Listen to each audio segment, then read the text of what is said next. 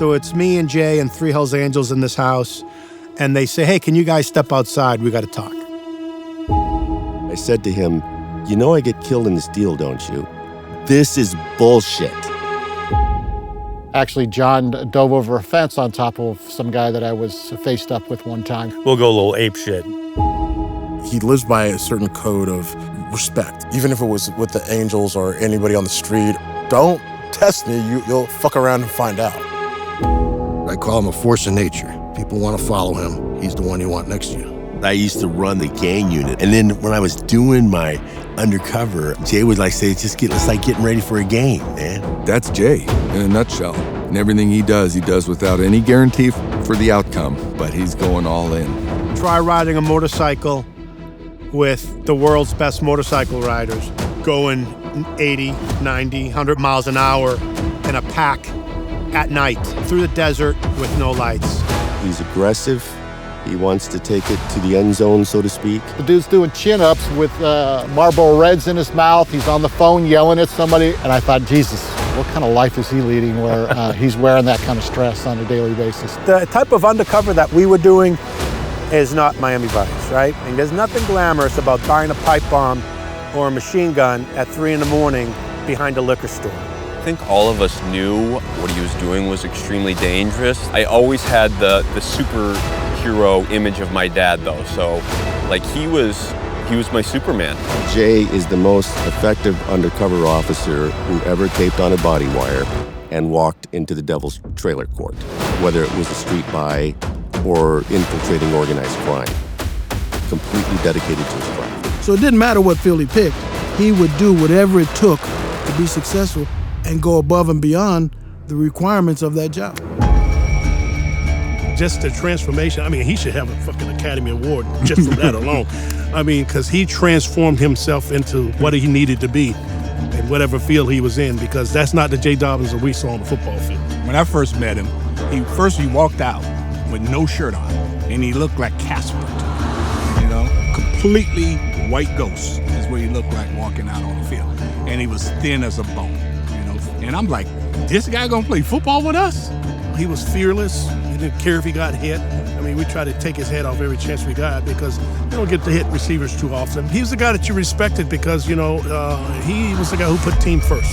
He was the first one on the field, the last one off the field, and always wanted to be the best. Jay was a receiver, but had a middle linebacker mentality about him. You know, that grit, that toughness, just a attack type mentality. You don't see that on offense as much, especially out of receivers. Jay lived it, proved it, and earned it as well as any teammate that I'd been around. To say he helped me would be an absolute understatement. When I walked on, I was 140 pounds. So my freshman year in the locker room, obviously it was kind of a misfit a little bit. And his words and his actions were such an inspiration to me. He just basically mentored me. So I always thought that Jay was my friend first and my teammate second. And that's huge because you work harder for a friend. What he does, I always think he's doing it the best, trying to do it the best he can, and I think that's a big part of what's made him successful at so many things in his life.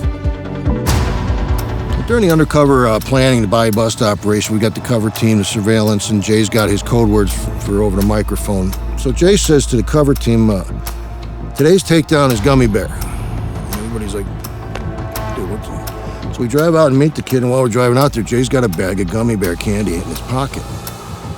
I'm like, dude, you brought the Gummy Bears? He goes, yeah, why not?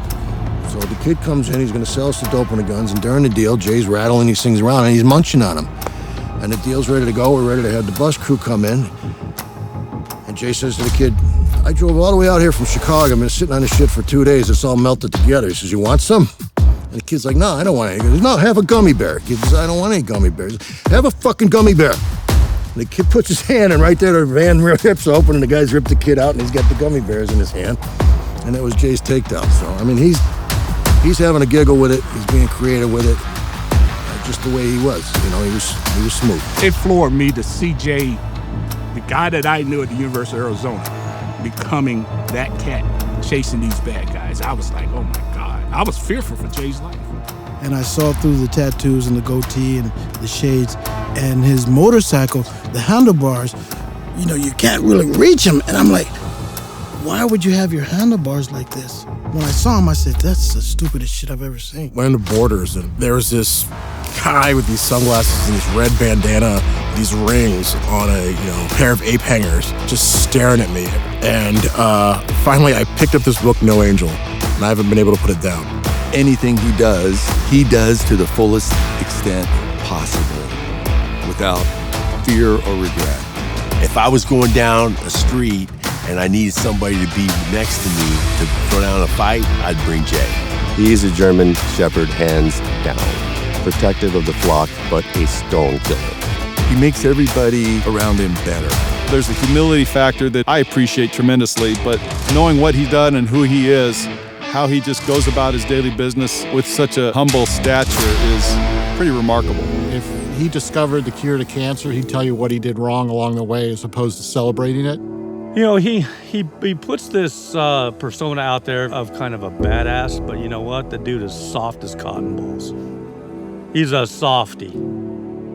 I can't talk anymore about him. Yeah, he's not that interesting. Enough is enough, right? He's always given me more love than I could ever ask for. He's always been there for me when I need it. I would say thank you to him because he's been an amazing father to me and to my sister too. He's genuine. Jay is the type of person that when you're a friend, you'll be a friend forever. I can't help but say I'm very proud to be his friend. We all went through doors and kicked the shit out of people and got our asses kicked together. We shared something that nobody else will share. I think Jay makes a mark on a lot of people, and the more he speaks to those people, the more marks he makes. But he saved my life, right? I'm here because of him. My life is...